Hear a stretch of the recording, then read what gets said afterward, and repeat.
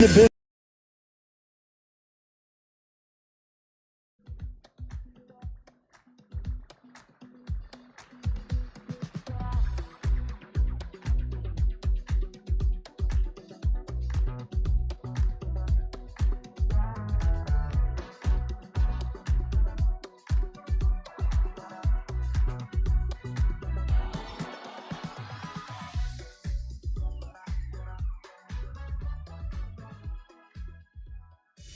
Hashtag Real Race Talk.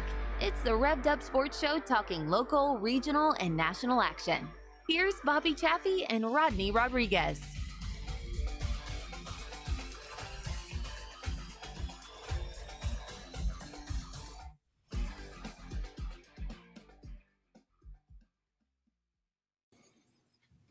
Howdy, friends. Welcome in. It is another Monday. It is time for hashtag Real Race Talk. It is the Revved Up Sports Show. Bobby Chaffee, Rodney Rodriguez is going to break you down everything that's going on in the world of racing. And of course, we would love to hear from you guys.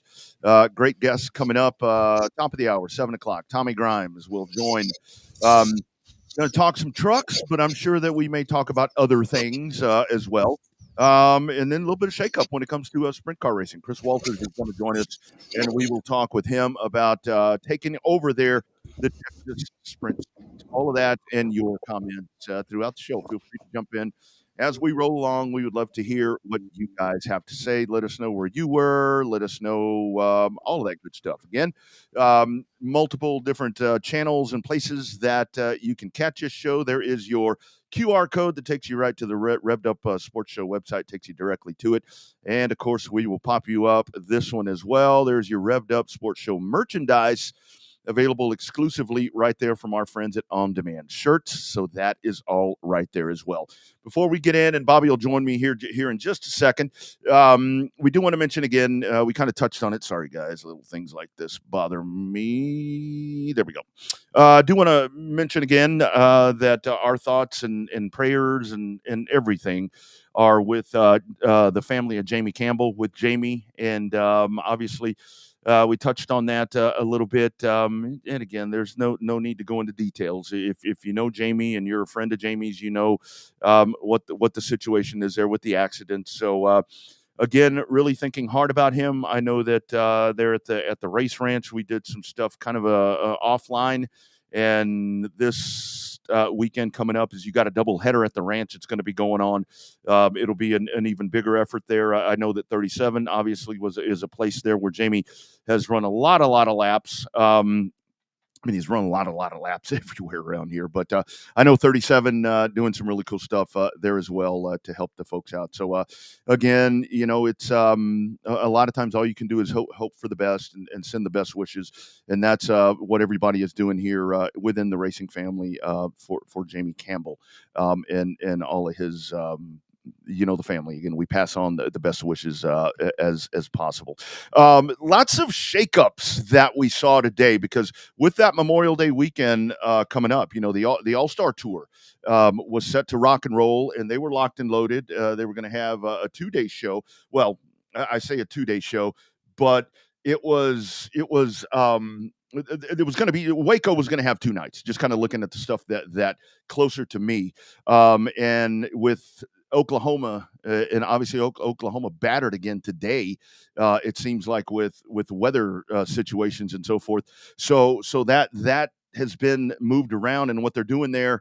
So you've got it. So now that All-Star Tour is going to start on Friday. It'll start on Friday at Southern Oklahoma Speedway at SOS. So you've got that. And then on Saturday, it'll be at KSP. And then on Sunday, the All-Star Shootout is going to wrap up at Heart of Texas. So for basically what that is, everything pushes out a day. Heart of Texas, Grayson County will lose a date, and Heart of Texas will lose a date. But you're still going to have 3 dates in there for that series. So again, all of that is just, Bobby, this is the conversation that we had last week.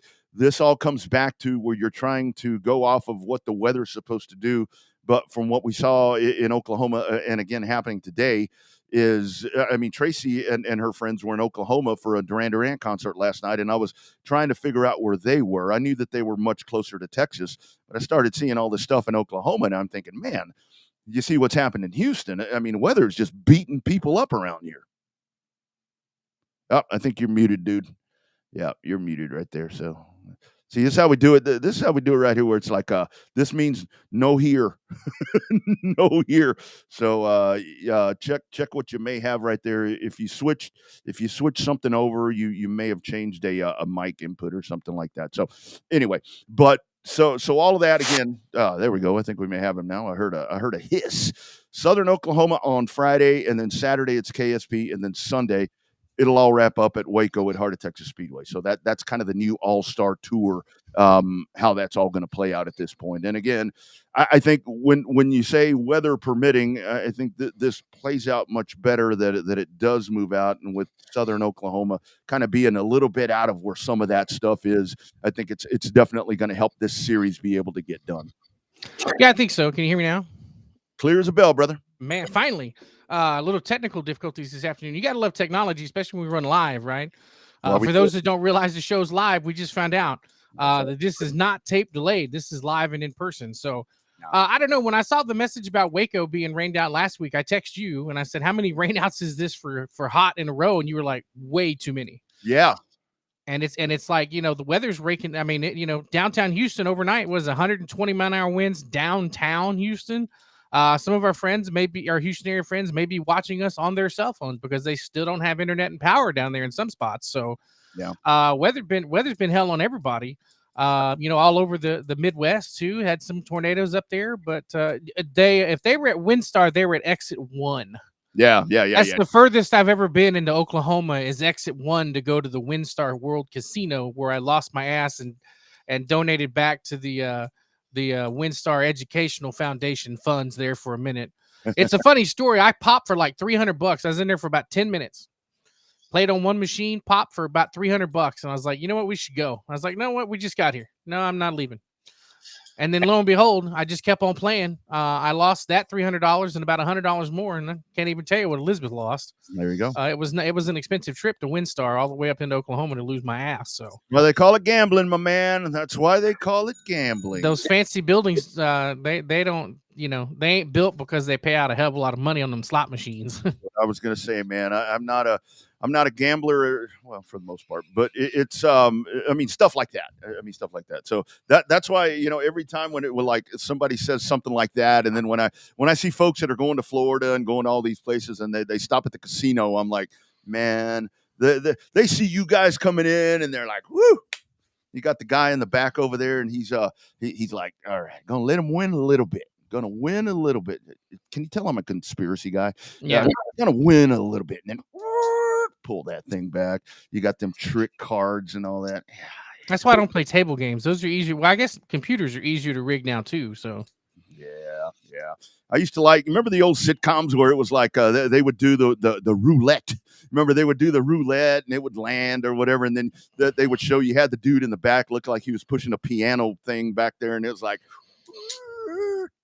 hitting the little thing right there. That's a Dukes of Hazzard episode, I think. That's right. It was in episode 1 where they had the truck that was coming in, and you had that nice looking girl that employed the Dukes, and the Dukes figured it out, and they dressed up Uncle Jesse and Daisy like they were, the old dude, the pimp, the hillbilly pimp, and the girl. Yeah, that's a good episode right there. Very good episode. Good memory. Look at you. See, I watch my classic TV. I'm telling you. Dude, you're showing your age, man. Showing your age. I mean, I didn't watch the original episode. I mean, I watched plenty of reruns of the Dukes of Hazzard. So, please tell me where can you find them? Well, I ain't watched them lately. Yeah, that's exactly right. All right, enough of that nonsense. You can find the General Lee at a Kid Rock concert with Jelly Roll in the front seat and John Snyder driving it. That's where you can find the General Lee at nowadays. Man, you were all right until you mentioned that Jelly guy. Country singer of the year. I told you they're going to make a duet, him and Beyonce, George and Tammy, the brand new country whatever. Did I send you the Taco Bell one? Oh man, I don't know. There's so much shit I haven't seen. The Jelly Roll Taco Bell one. I'll have to send it to you if I hadn't sent it to you. It takes his "Save Me" song and says about the I need a savior. It says I need a flavor. So I go to Taco Bell for some flavor instead of I need a savior. Oh, is that one of his tunes? I need a savior. It's a parody. It's a parody of one of his songs. It's pretty good. I'd send it to you. I talk shit about him, and I talk shit about him. I've never heard anything he sings. It's like sushi. I hate it, and I've never eaten it. So He only has 2 songs. Oh, really? That's it. Two popular songs, and that's it. I figured this dude had like a platinum gold album, gonna win a Grammy or a. No, he's only got two. He's only got two known songs, really. Oh well, that's all you need. I guess all you need is really one. Yeah, well, I mean, all it takes is I don't think he's a one-hit wonder, but Yeah, whatever. Yeah, one's all you need. All right, enough of Yeah, that. Post Malone. Let's not get into that either. No, I kind of like that guy. He's a Cowboy fan. For crying Oh. out loud. He's a fellow broken-hearted soul. Who doesn't like those kind of guys? LeBron James. Those guys. Glutton for punishment. By the way, everybody, Bobby got a new dog this weekend. Or I guess it was towards the end of the week, and I said that because I look over at mine over here at Studio Guard. How's that adjustment going for you? That's always something when you're blending kids like that, man. You talk about blended families. Pups can be as worse than kids sometimes. Well, everybody normally sees Rusty behind me on the couch doing God knows what, with God knows with what, whatever. You see him in unique positions behind me on the couch. That's our 12-year-old dachshund. He's been with us for about 4 years now. We rescued him too. And there was a couple of dogs on a euthanasia list there at the San Marcos Animal Shelter. Oh, wow. Which is really sad because it's, and anybody that knows Central Texas, even though we go on a national scale, Kyle is Hays County is one of the most populous growing counties in the country year over year. And all they still have is just that little bitty animal shelter there in San Marcos, right? And so they were overcrowded and had some dogs on a euthanasia list. And we've been talking about getting another dog for a while. So we finally decided to go look at one. It was on the euthanasia list. So we looked at it and it was a little bull terrier. She was cute, a little stocky. I got a chance to do a meet and greet with her on Friday. And then they wanted to do a meet and greet with Rusty over here. And so the problem is that when she did the meet and greet, she just had way too much of an energy level for him. But there is a good sign to the story. When we were coming to do the meet and greet, a couple walked in and said they were interested in her. And I said, well, why don't y'all just come out and watch her during a meet and greet in case it doesn't work out? And so they watched her and then they did their own meet and greet with her, came back, got their dog. They got along just fine. So the dog ended up getting adopted off the euthanasia list. There you go. There's only one dog left out of 7 on the euthanasia list. You can go to San Marcos Regional Animal Shelter on Facebook to check it out. My dog was not on the euthanasia list. He got brought in as a stray about 4 weeks ago. And I saw the picture of him and was instantly, it's kind of like a car. You see something and you can't get it out of your mind, right? You're just like, damn, And that was the dog I got now. His name is Whiskey. So we'll post some pictures of him on the page, for people that want to see the new dog. He's all over my page the last couple of days. So it's a good story. It feels good and I didn't realize that today is National Rescue Dog Day. Oh man, even better. I know. So it worked out just about right. So yep, no doubt. Thank you, Dallas. Yes, indeed, Jeffrey Crockett Patterson. I was talking to some folks at the race ranch, and they were talking about that, of course, or about that event. And of course, you've got a big national event in Corpus later on as well during the season too. So all of that good stuff. So the weekend we're going to talk about the NASCAR race. Yeah, we'll get to that. But we ain't going to talk about the race. We're going to talk about the aftermath. Yeah, the race wasn't worth a damn. I can tell you that. So let's go. I was the cool part about Saturday for me was, and Sunday as well, was driving and coming back from where I was working this weekend, 3.5 hour drive. So I was listening to IMS radio, for most of it. And to listen to, man, Indianapolis and all of that, Kyle Larson. A lot of people are downplaying what he's doing right now. And I think that because what's being thrown around is the whole generational talent thing. Bobby, I think it honestly, and maybe I'm out of line right here. I think it supersedes that. He's that good. I mean, generational, there's so many people that are called generational talents. This dude is kind of a once in a lifetime type of, this is like an AJ Foyt or something like that. A Mario Andretti. I mean, this guy, what he's doing, what he's accomplishing, and what's so impressive about Indianapolis, because it's like all the different arguments. It's like, well, he's in good equipment. I don't care. I don't care. When you you're good, you find good equipment. right. Well, that's part of it. But it's like you can go put you.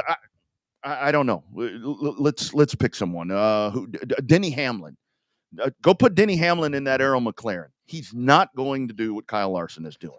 Alexander Rossi said that Kyle Larson is on Verstappen's level today in an interview with the Associated Press. So he said that it's impressive. They were saying if Larson can come in and win the Indy 500, it's the same equivalent as Van Gisbergen coming in and kicking the Cup Stars' ass at Chicago, winning in his very first start. So, it's a unique situation. The only thing that I see wrong with the situation, and I totally, because we're media guys, right? We're around this shit all the time, is that it's almost overdoing it. It's kind of like, is there anybody else running in the Indy 500 that's a story other than Kyle Larson? It's like they're almost beating a dead horse. While I get that it's an impressive thing that what he's doing and is kicking ass as a NASCAR fan and as a race fan in general, because it's raising the awareness of both races more so than I think you're going to get a crossover crowd this year that you've never had, because you're going to get the dirt fans watching the 500. You're going to get the dirt fans that say they hate NASCAR watching the 600 to see how he does on both races. You're going to get the NASCAR fans watching the IndyCar race, IndyCar fans watching the NASCAR race. So I get that that's a huge story and it's an amazing thing that he's attempting to do, but I also think the media coverage is just a little bit too much. Let's talk about that Penske sweep. Let's talk about that fastest pole run in Indy 500 history with Scott McLaughlin. Like, there's other stories out there, but Kyle Larson's just taken, almost too many of the headlines there. What I liked about the Fast 12, what I thought was really great about the Fast 12 was, with Rinus VeeKay. That was a great story right there. I mean, and then just the fact that he got into that. I mean, after what had happened to him getting into that, the run that we saw for Santino Ferrucci. I mean, AJ Foyt racing. Word on the street is they've got a little bit of an alliance with somebody that everybody's denying, or some are denying. Santino Ferrucci said, "You damn right, it's going on." But to see in the 14 car, but to see that car in the upper echelon right there of what we're doing, to see Taku. To see that dude, it's like that dude. He's like the groundhog. He pops out of the ground once a year. And he comes in, and the drive that he had on Saturday, dude. If you want to talk about ball busting, just letting your nuts drop, and just that is unbelievable. And oh, by the way, he's won this race twice, and it's twice or three times. Twice, yeah, twice. I mean, there's that. Speaking of 4-time winners, Elio Castroneves, the fact that he is competitive, he's in the mix, I would say. Chasing 5, Ryan Hunter-Reay on a one-off effort with a one-off team. To your point, there are so many stories. I mean, Larson is going to grab this because, there's the correlation and with Arrow McLaren and all of that. But just in the sense of everything, Catherine Legg every year to me is a story, the fact that she goes there. I would love to see her in a Arrow McLaren, because her improvement yesterday to lock into the field, even though it's pretty evident she was going to get in, but the way that team improved, and a lot of it's her. I mean, she comes out of the turn, hits a wall, just keeps on going. I mean, there are great stories. There's a lot more than Larson. And Rick Ware Racing is the effort in that car. So there's a tie-in to another Cup Story team. Yeah. Another NASCAR team tie-in. Yeah. I mean, there's so many different things that are playing in right here, but it is going to be that Larson is going to grab the pub, because I think that this is one time where, I mean, the folks that have done it, with John Andretti, I guess he was the first one, wasn't he? I mean, John Andretti was the first, and it was like, I mean, no offense, rest his soul. I mean, I just mean that he really have a chance to win either one of those races? Not really. Now, Tony Stewart, on the other hand, there was a chance. Who else did that? Kurt Busch. Busch did it. Yeah, it's like, whatever. Kyle Larson seriously has a chance to win both races. What's going to happen if he wins both these races? It'd be amazing. He'll be the greatest of all time in everybody's mind. Oh, man. I think more of the stumbling block for him is going to be, and I was so impressed yesterday, after all that time, in the IndyCar with everything that he's trying to learn right there, because like when he was talking about, doing sim runs and all the different things he was doing in the IndyCar, just learning that whole environment and learning all of that. And I got to think with him, when he was talking about the other day, what did he run on Saturday or Friday or Saturday when he only got to run about 17 laps? He's like, what am I doing here? And that's the short tracker coming out of him. He's like, what am I doing here? I'm doing nothing. Yeah, I mean, it was crazy. He said all the right things. It'll be interesting to see practice the next couple of days, because now he just has one thing to focus on: race pace. Right, that's all he's got to focus on for the next couple of days, is just keeping it off the wall, keeping it out of the fence, and just working on race pace, running in traffic, because that's the experience that he just doesn't have. Mm-hmm. He's got the single car speed. We've seen it come through where it's like, one person comes through and it's just like, damn, the by themselves. We see it locally a lot. You'll see certain people that start on poles and win a lot of races, but you put them further back in the field and they can't get out of their own way. Yeah. So I don't think that's going to be the case with Kyle Larson. I mean, I think with Arrow McLaren, the support he's got with that team, as good as they're running, he's got his teammate right next to him. They got something to prove to try to knock those three Penske's off that front row. So, well, and maybe it's time for Alex Rossi. He seems to be really exuding a lot of confidence right now. I've listened to a couple of interviews. Matter of fact, yesterday when I was talking about driving back in, they said, he was talking about whatever, and they said, "Do you have something for the Penske's?" And he said, "Yes." Where usually it's like, well, we are working hard and doing all this. He's just like flat out yes, and he did, and it. Just a couple of thoughts right there. Just the fact that the pole speed is 234.220 is amazing.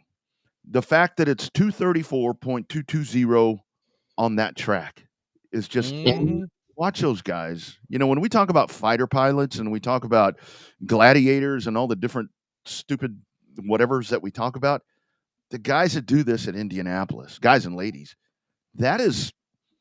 Can you imagine doing that for 500 miles? That's pretty crazy. All things considered, everything that they do. I mean, that's why they're called gladiators. I mean, It takes a special breed of person to come through and have that kind of tenacity. I mean, it's not easy. I mean, people think that it's easy. It's not as easy as just strapping in a Crown Vic and running around Houston Motorsports Park, right? Especially at Indianapolis. You've been there. I've been there. Not for the 500, but you just get the allure of that place. Yeah. It's kind of like the Rose Bowl. Like you walk in, the place is, well, actually, it's better than it was when I went about 10 years ago, because Penske dropped a boatload of paint in there, but it was old.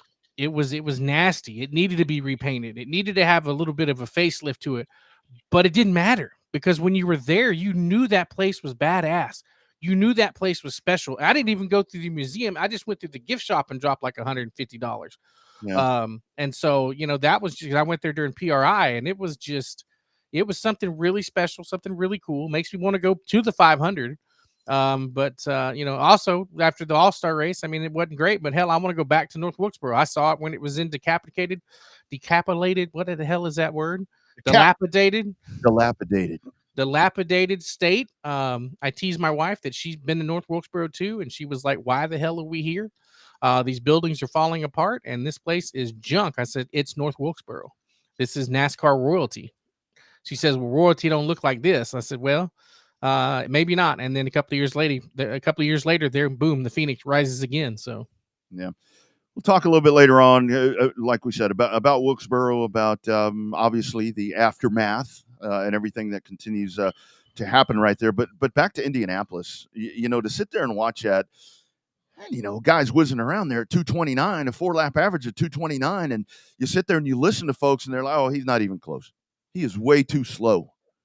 It's like, man, I was listening to something yesterday where it's like, okay, he's coming into turn number 1 and he's only going 233, 234. That's not even close to being 230 or 229. And it was like dead last. Yeah, 229.974 is the slowest time that you're going to find there. And that tells you. And that's where, this race is just its own thing. And I like, have you noticed that there for a while when you were getting down to 34, maybe 35 entries, that it was like you had all the, well, it used to be 40 or whatever it was, to where bump day really was, it changed just, that fast. I've noticed here in the last 2 to 3 years, post COVID, to where it really seems like to where if you have 34, that's okay, because you're still going to have bump day is still going to be, especially the way that they do it. I mean, it would be one thing, and I'm glad they do it like that, to where it's not just, okay, you each, like on the bump thing. Okay, you each get 4 laps, and that's all you get. It's like we do at the short track for practice. It's like, here's an hour, do what you can, and that's what just makes this race so different. This is when every year now, when I watch what goes on at Indianapolis, hell, they were on the track again today. This is when I miss speed weeks at Daytona, when you had all that stuff going on. That's why I wish that at least for the 500, you would get, for Daytona, you would get back and have a lot of practice and all that stuff like you used to have back in the day. Well, they're talking about expanding practice. A lot of the team owners are talking about expanding it at least to the 50-minute practice session instead of that 20 minutes. I get that these are high-tech teams now, but I've never understood why practice only needs to be 20 minutes. I get that you're going to shake it down, make sure the nuts and bolts are tight, and the throttle linkages are there, but what's wrong with it? I mean, there ain't nothing else going on these race weekends. It's not like it used to be with 2 or 3 rounds of practice that you could pop it on speed at the speed channel at 8:00 in the morning and watch practice for every series all day, and then you watch the truck race at night. I mean, what the hell? What's 30 more minutes on a NASCAR schedule nowadays? Yeah, and especially now with things going to streaming, because one of the things that I did see with some of the tailback that's going to be going on with Fox, I don't know about some of the other entities right there, but the fact that some of those practices, the limited practices that we get now, we may not get those anymore on Fox, and that's that scaling back part, to where what I'm trying to say is you can find it here, or you can find it on a It's tablet. going to Amazon Prime in 2025. Exactly, and you can take that with you. And those schedules now are starting to. I mean, we'll wait for the full thing to come out once that comes out. But just from some of the stuff that we're seeing right now, Bobby, it's going to be a radical change, and it's going to be something where folks are going to flip their shit when this thing comes out, and be wondering why. And it's why, because what we're doing now, or what we've been doing, just has not been working. They're going to lose their mind when that race from Richmond goes to Mexico. Mm-hmm. Yep. Unless they go to the clash, unless they take the Mexico to the clash, because I thought for sure they were going to make Wilkesboro points race and move the All-Star race to Bowman Gray. Mm-hmm. Yeah. So we'll wait for that. I mean, because that just, like we said, it's starting to shuffle out a little bit, and things are kind of changing up. You mentioned Penske, and again, Tommy Grimes coming up here in just a couple of minutes. The yellow submarine thing. I know I got a little twisted up about that yesterday. And it took me a little bit to remember. Yes, yeah, I was talking about Johnny Rutherford in 80 and Unser Senior in 79 with the Jim Hall car, and of course that was, I guess it was a Chaparral, and then whatever it was, when Big Al was driving it. But I admit I was wrong, that the yellow submarine, that is a Penske thing. I don't remember Rick Mears' car being called that, but I'm assuming it looked like one. But that's one of the coolest paint schemes you're going to find. I don't know. It's just iconic. It's not so much flashy. It's just iconic. Yeah. Kind of like an AJ Foyt Copenhagen car. Like, it's just iconic. Yeah. Something kind of cool about it, right? So there's just that allure of but hey, tap into it. I mean, you got a guy that's not a traditional. He didn't come up the IndyCar path. This guy that's racing it now is another one of the veterans of the V8 supercars.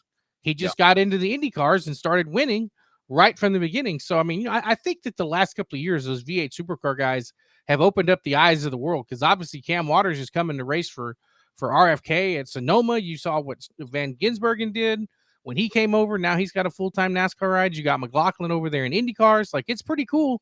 Will Brown's coming to run, I think, Sonoma for RCR. Yeah.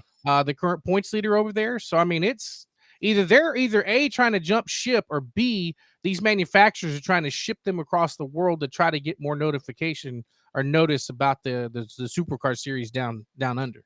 Well, what I'm hoping is really going to happen with this, because there are a lot of the fact that because when I first saw that, I was like, if especially if it's going to be a Rick Mears thing, I'm like, because I mean, when it comes to IndyCar racing, I mean, AJ Foyt and Rick Mears were my dudes, growing up as a kid, and it's like, well, if it's a Rick Mears, Rick Mears car, I think I'd maybe rather see Will Power, running that. But again, I get, with sponsorship stuff or whatever. But you mentioned there about McLaughlin. I mean, it kind of is. You can correlate Rick Mears to that. I mean, he's going to wear the Rick Mears suit. Rick Mears, that dude he didn't come up traditional. I mean, that dude was a Baja guy, running. I mean, they whatever that thing was with the Mears family. So there was that as well. But it's just really cool to see that livery. And like you said, there's no flash to it. I bet that some bitch looks good in person. Golly, the way they dress these things up now. But it's just good to have that kind of still taking back to those days of IndyCar or kart or whatever you want to call it. Yeah, the golden age. Yeah, USAC back in those days. So I don't know, and it is an all Penske sweep right there. It'll be the first 3 cars in line, and man, they're going to be tough to beat because all they did was get faster as the weekend went on. Well, the best thing about the McLaren Hendrick IndyCar deal setup is it changed the paint job on the Kyle Larson 5 car. Yeah, because that's for the Cup car. I love the look. I'm always partial to number 5s as it is. But telling you that new design that they got, add in a little bit of that papaya, not orange. Don't call it orange, call it papaya, because the hardcore F1 fans will get on you. But yeah, add that little papaya shot of that orange looking color. Boom! It made both cars just pop. Yeah, they really did. And again, there's just a lot of storylines that are going to go into this. And the cool thing is, I mean, the thing about, again, what kind of differentiates IndyCar from everything else is I was watching them today out there for their practice session. And, it'd be one thing. I mean, there's no let up whatsoever. I mean, you get poll day out of the way, you get the cars that are qualified in, but it's like they're just still, I mean, you watch them on the track today and you would think they're getting ready for a qualifying run. And then you got carb day, you've got all of that. It's going to be a fun week to be watching all that shit. It's going to be a lot of fun. And it's the best day ever because it starts off at like 6 a.m. with Monaco. Granted, I mean, it's going to be another Max Verstappen benefit race, but second on back might be kind of fun to watch. I mean, Monaco's Monaco, right? You just wake up in the morning so you can drink mimosas, right? I mean, you drink mimosas, then you go to a little bit of hair of the dog by the time Indy starts, and then by the time 600 rolls around, hell, you're lit up and ready to go. Yeah, this is why when we're talking about Larson, kind of there with Verstappen, it's like man, let's send this dude to Formula One. Let's put him in it. Let's put him in the second Red Bull car. Put him in the second Red Bull car and let him go out there and race Max. And let's see. I mean, I hate to say how good he really is because I know that everything around the world is measured by F1. I personally don't measure everything by F1, especially these days. But let's try that. Let's try that. And you know who I'm happy for? Also, speaking of Kyle Larson and Indy, is Jeff Gordon. That dude was like a kid in a candy store. Seeing him sit over there, I ain't seen that dude smile so much since he found the wife he has now. Yeah, I mean, well, and he was the one that was supposed to be the golden boy to run both, right? He was supposed to do Indy before Kyle Larson was the next generation of guys, before Tony Stewart pulled the double. Like now there's talk about Kyle Busch wanting to run the double. He said he's got Pop's blessing to run the 500 and the 600 on the same day. So who knows? I mean, I think that it just we say it all the time on here. The rising tide raises all boats. If it means eyeballs on the television, it can mean ass in the seats at the local level. Yeah, no doubt about it. No doubt about it.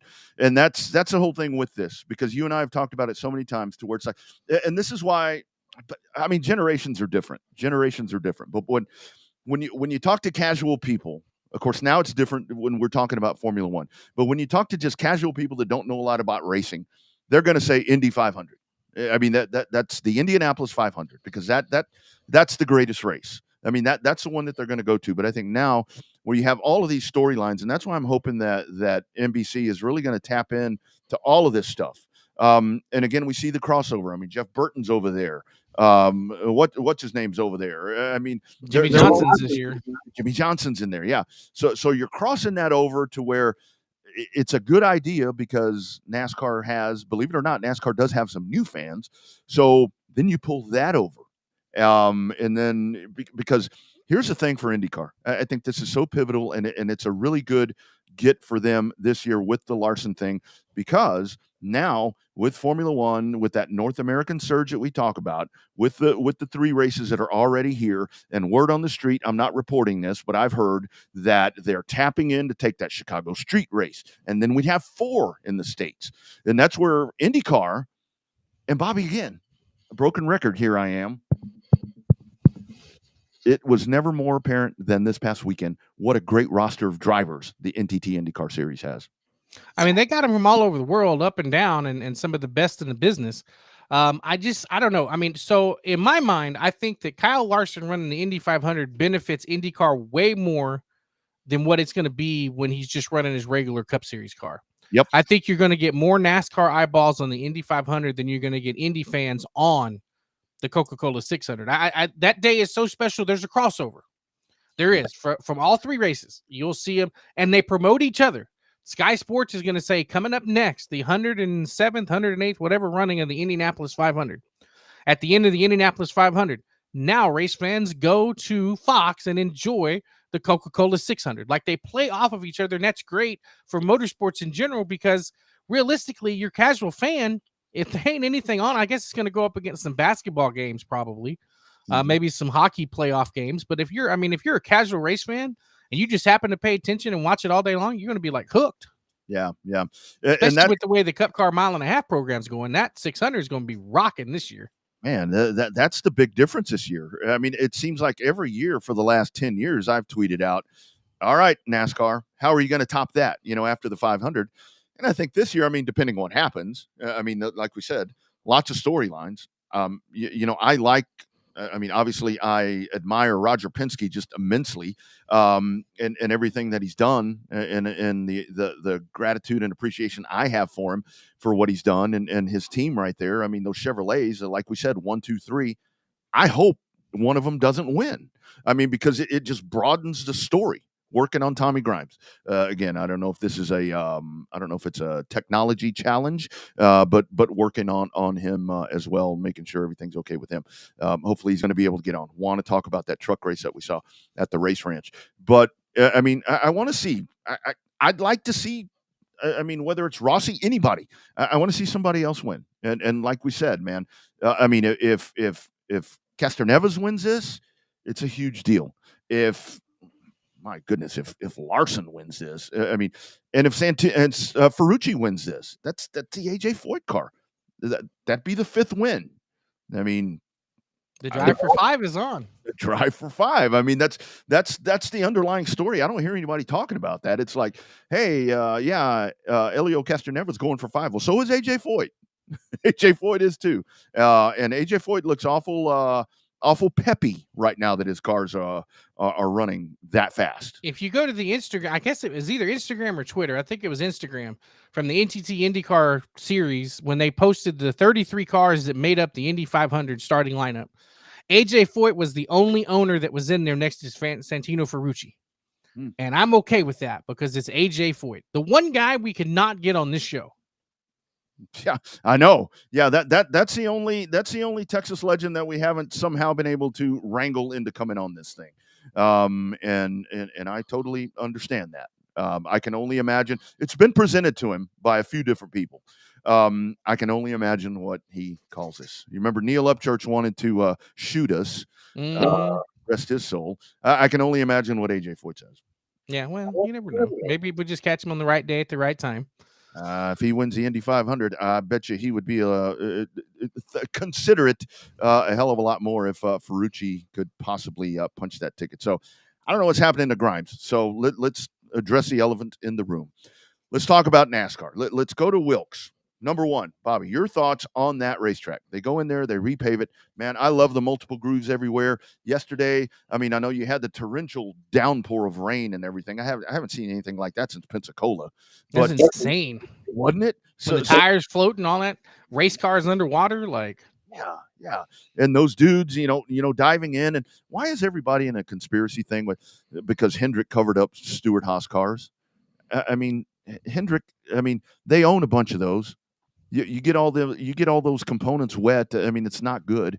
I mean, if I was a multimillionaire owner and another car was sitting there and I could cover it, I'd cover it for him. I mean, that's what I mean, there's no conspiracy theory there. It's just somebody, though, it's still one big family, Yep. right? I mean, we've seen it before where, like, if somebody's on fire, you don't wait for your own team to put your ass out. The other team member shows up with a fire extinguisher and puts you out. Yeah. You don't have to wait for your own team to do it. Like, they're a big family on pit road. Those guys know all each other. They hang out every weekend. Back in the day when they used to come do the pit stops for the Derby, you could not keep up with those guys in the bar. Yeah, that's it. Yeah. Yeah, I don't know why everything has to immediately be something like that. I mean, I think that's just our day and time right now, to where it's like anything that happens like that, and you want to talk about whatever. So to the race. So you get to that, and no heat races. I get all of that. That was weather. Um, it was a rough weekend there at Wilkes, because I mean, you washed out the Cars Tour, and I was really looking forward to those. I mean, I thought that was going to be some kind of great program that we were going to see right there. But when I was more I was excited about the truck race. We had one of our dudes that was going to be in that with Corey, but just the fact that the late model stocks and the PLMs didn't get to run for the Cars Tour, that was kind of my disappointment for the weekend there at North Wilkesboro. I mean, it's really bad when every single event you had get washed out. Everything they had got washed out except for Sunday, right? I mean, technically, to me, the truck race got washed out. If you had to move it, if you had to stop it, load them up in arcs and move them to the next day, that's still the truck race getting rained out. Yeah. The thing that got me the most is this option tire did not fall off enough, because they because they all outsmarted. Imagine that. These engineers, these dumbass redneck race car drivers and racing teams from North Carolina, all of them dumbass guys found a way to outsmart the system, and they all found a way to better engineer a soft compound tire to make it last 100 laps. Imagine that. Smartest guys on the planet, not necessarily in F1. They're sitting over there in North Carolina. Keyword now is engineers with these guys, and that's one of the things that was being discussed about Indianapolis back in the day, where you back in the day, I mean, you felt it by what was here, you felt it by your seat, and just what the track conditions were, with Mario and the Unzers and all of those guys. That was their telemetry, that was their whatever. But I mean, these people are awful smart. These people are awful smart right now, and Goodyear. I heard good things about the tire. But the other part of this is, and this is going to kind of be a twofold take that I have for you right here. It was a good tire, but number one, this car is a good car. This is a very good car. This car has all the technology in it. This car is designed to do a lot of things that we haven't seen in a stock car ever. Number two, this car sucks, because this car is not made to do what we're trying to do with it there. And which is so surprising to me that the road course thing, but then again, it makes sense that the road course races suck, because the car's designed to do that. And you don't have, what we used to have with big old boxy, 2-axle stock cars. And, this car, you bounce it off the wall and do all these different things, and it doesn't hurt it. But yet you clip it, you hit one of the rear tires, and you break that little dog leg, and it's done. That's what's so frustrating, yet amazing about this car. And that's why I think that it's going to be, for Goodyear, it's going to be a head scratcher for them to try to figure out how to get the tire to fall off, unless you do what you did at Bristol. And you didn't do that on purpose. And Goodyear didn't do anything with that. I think that's really the only way that you're going to do. But then they're going to figure that out too, Bobby. They're going to figure that out too. Well, I just think that the part that's a little bit crazy for me, for my take, is that, the sports car aspect of it, we all know it's a sports car now. It is not a stock car. The days of NASCAR running stock cars, depending on who you ask, died in the 80s, right? When they switched to about 85, 86, when they started switching to the Aero coupes and stuff like that, right? At least you could buy an Aero coupe on the shelf, right, at the dealership. But I think part of what's crazy about it is the fact that I think the Xfinity series itself is kind of getting a renaissance of its own, because the racing has been fantastic. The racing has been close. They found a way to finally kick out the cup drivers enough to where they're in there sporadically, peppered in the series, to where that you now know who the Xfinity drivers are. Oh yeah, and the numbers in the center of the door. So your old school guys are starting to pull towards the Xfinity series because I think it's right now. Now, whether or not we call it the Xfinity series next year, who knows? For all we know, it could be the Busch series again. I never thought we'd say, every time I hear Craftsman Truck Series, I'm like, oh, dumbass, it's Camping World. But then I'm the dumbass, like, it's Craftsman. Yeah. Yeah, and that's a weird thing that we're sitting here in 2024, and that I mean, and that's what's been really cool in the last couple of months or so, where we've kind of seen the reemergence of Jack Sprague, where he's kind of lit his guard down. He's kind of gotten over all the pissed offness that he had, and he's come back in, and they start telling these stories where he's telling stories. I listened to the Legends thing that he did with Moody, and talking about racing with Hornaday and Skinner and those days of the Truck Series. It was just, I saw something the other day, Bobby. It was like, I think it was sometime the middle of last week, where it was like on that day when the first Craftsman truck was rolled out, and then as good as when was it Wednesday? Because I was at the office. Yeah, I think it was Wednesday. Yeah, 30 years ago to the day. Crazy, man, and that's how that series was so good. And just the way everything's evolved, and then Cup. I mean, that car has changed so many different times, and the Xfinity series or Busch series was just kind of stepping stone and a playground. Exactly.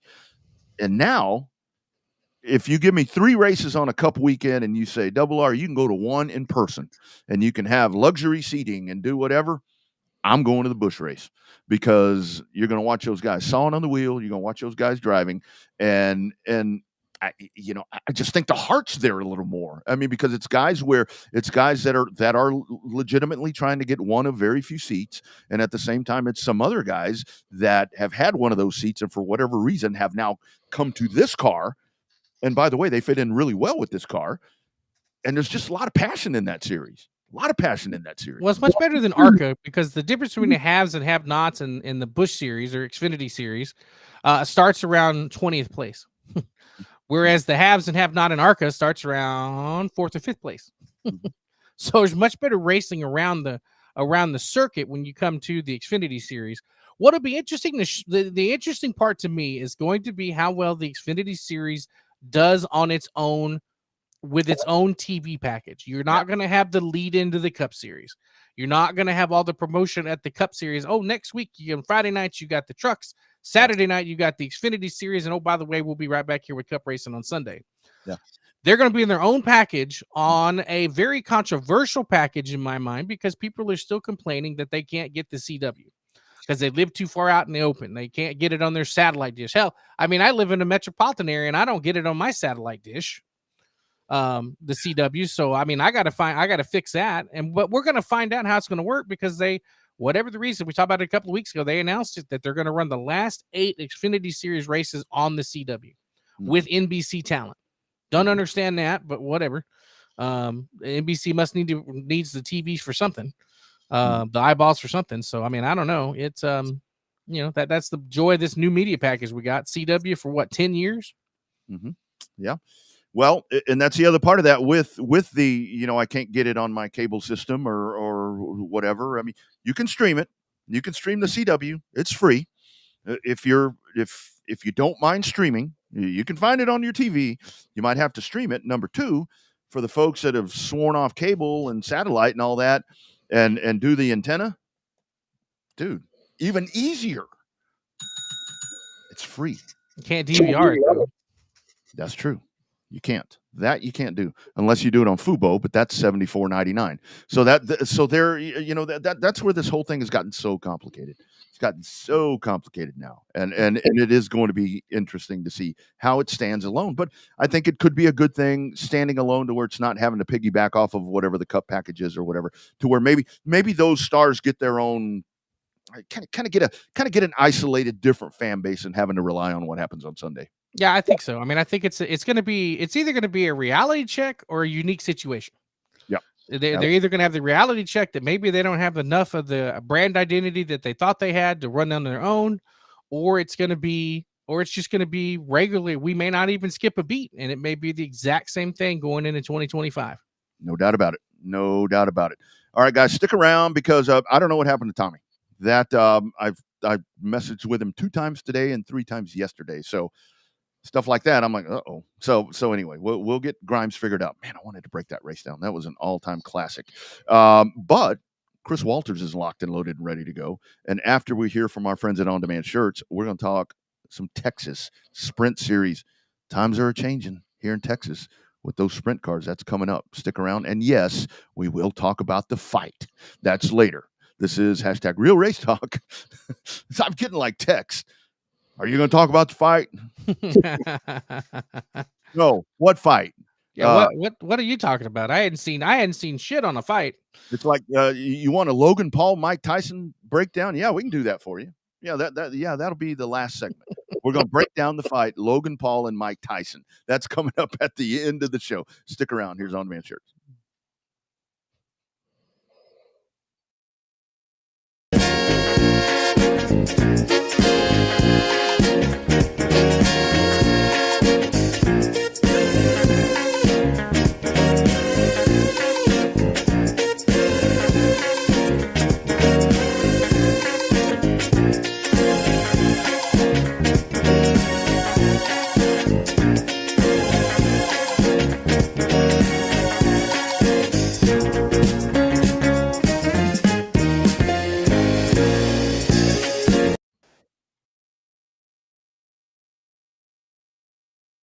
Hey racers, Phil Whipple here again with the Revved Up Sports Show. For nearly 3 years now, you've heard me talking about our valued partners over at Generation Race Cars. In 2023, GRC built cars visited Victory Lane on 46 occasions, driven by 9 different drivers. This year, GRC drivers are picking up right where they left off, as young Christian Gaston has already won at Cannondale Speedway. Generation Race Cars, located in Springtown, Texas, continues to offer new chassis body combos all the way to turnkey sport mods and limited modifieds.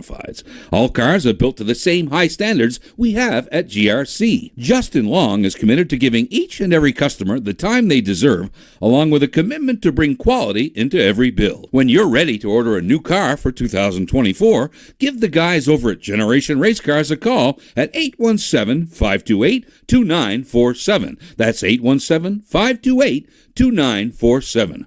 Take your program to victory lane with Team GRC. Absolutely. Thank you, Philip. Great words right there from our man, Phil Whipple. GRC Race Cars. Like we said, a little bit later on in the show, we will touch on the after effects there at Bristol. Skirmish. Talk about the slapping. Talk about all the slapping. Well, that was actually a little bit more. A little more. I saw spit fly. So, we'll talk about that, and then we'll break down what's coming up this week, because there's a lots of stuff coming up this weekend. We'll talk about all that, but let's talk about what's going on right now, because we saw, I think I saw it last night. My man, dude, that shirt. It's only fitting, right? Oh, man. Yeah, man. It's like, yeah, for life. I feel like I'm going to throw a toothpick at the screen here. NWO. Chris Walters, how you doing, man? Man, staying busy. Crazy week. Got a lot going on. Chris, before we break the new endeavor down, new endeavor for you, I'm going to ask you the same question that we ask every dad here. Why in the hell do you do this? And number 2, why the hell are you taking more stuff on? I do it for the happy attitudes that I get and the money. Oh, I knew it. I asked the Magic 8 Ball if that was going to be your answer, and it said most definitely. Passion. That's it. That's all it is passion. That's all it can be. Yeah, no doubt. So, Chris, I mean, the question is, how did it come about? You don't have to give us the backroom deals like the Sopranos or something like that. I mean, is it a deal where you just heard the rumblings that maybe they needed a little bit more direction on the 305s or the Sprint Series? I mean, how did it come about, for you to be able to take on a whole nother sprint car series in addition to the ASCS Gulf South stuff you've been working on so far? So it kind of been something we were talking about before, when I really didn't know what was going to hold on with the ASCS stuff. We were already talking as being a fail safe for me to do the 360 stuff. It was a good fallback to have that just in case something was to happen then when we really didn't know what was going on. Once we knew that the ASCS stuff was was solid, we kind of just put it on the back burner. And then me and Danny Merrill and Casey just kind of started talking a little bit and decided it was a good move for us to make. And with me wanting to do a little bit of other things, it just kind of made sense. Obviously, my main focus is the 360 program, but this will help beef up the 305 stuff and also allow me to do some other things that I want to do. Mm-hmm. So, Chris, kind of just give us a little backstory there. You mentioned Danny. Just kind of with the Texas Sprint Series, with the 305s, just kind of talk about what that was. For folks, because we've got folks from outside the state that are going to be listening to this, and hopefully are going to hone in.